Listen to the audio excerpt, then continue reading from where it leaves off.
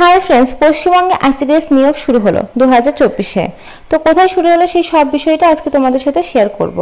Government of West Bengal office of the child development project officer Dantan 1 ICDS প্রজেক্টে তোমাদের নিয়োগ করা হচ্ছে। সেই নিয়োগটা করা হচ্ছে পশ্চিম মেদিনীপুর থেকে। তো পশ্চিম মেদিনীপুর ডিস্ট্রিক্ট থেকে কিন্তু দাঁতন 1 আইসিডিএস প্রজেক্টে কিন্তু তোমাদের নিয়োগ করা হচ্ছে। তো নিচের দিকে দেখো তোমাদের নিয়মনামাটা শো করছে।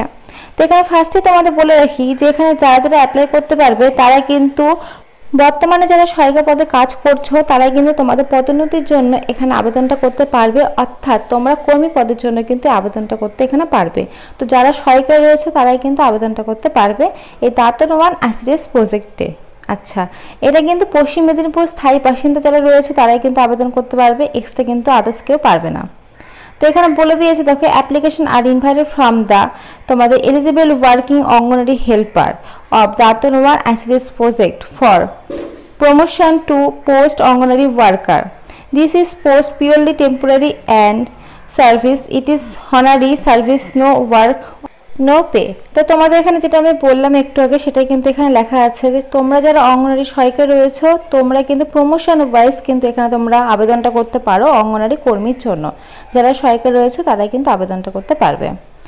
আচ্ছা, তারপরে তোমাদের কি বলেছে এখানে দেখো, posting as a select candidate will be posted in anganwadi centre of this Dantan 1 block area. তো দাঁতন 1 ব্লক এরিয়ায় কিন্তু তোমাদের পোস্টিংটা হবে, তাই ওখানকার স্থায়ী বাসিন্দা যারা রয়েছে তারাই কিন্তু আবেদনটা করতে পারবে।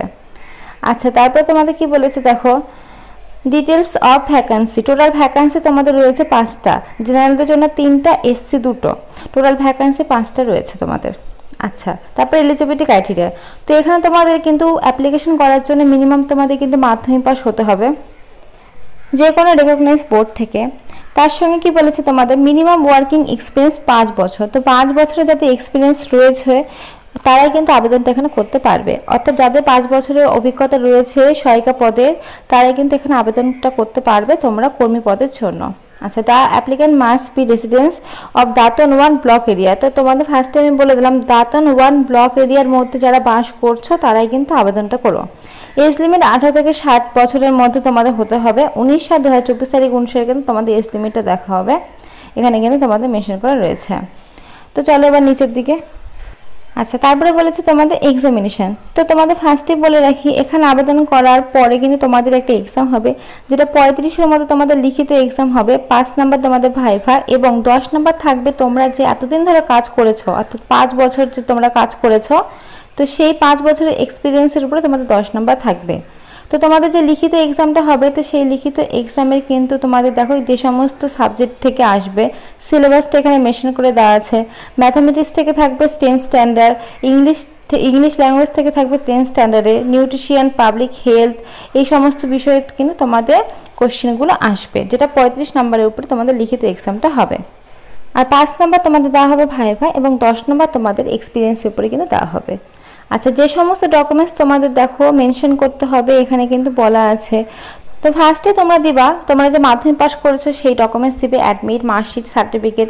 তারপরে তোমাদের যদি হায়ার কোয়ালিফিকেশন থাকে সেটাও কিন্তু তোমরা অ্যাটাচ করতে পারো। লোকাল রেসিডেন্স হিসেবে তোমরা আধার কার্ড, ভোটার কার্ড, এই সমস্ত কিছু কিন্তু তোমরা দিতে পারো। এবার তোমাদের পাসপোর্ট সাইজ ছবি এবং তোমাদের অল ডকুমেন্টস যা রয়েছে তো সেই সমস্তটা দিয়ে কিন্তু তোমরা ফর্ম ফিল আপটা করবে। তো ফর্মটা এবার আমি তোমাদেরকে দেখিয়ে দিব যে কোন ফর্ম রয়েছে। এই হচ্ছে অ্যাপ্লিকেশন ফর্মটা। এই ফর্মটা তোমাদের সুন্দরভাবে ফিল আপ করতে হবে, ডান দিকে একটা ছবি লাগাতে হবে, দেখো উপরে তোমাদের ঠিকানা দেওয়াই আছে।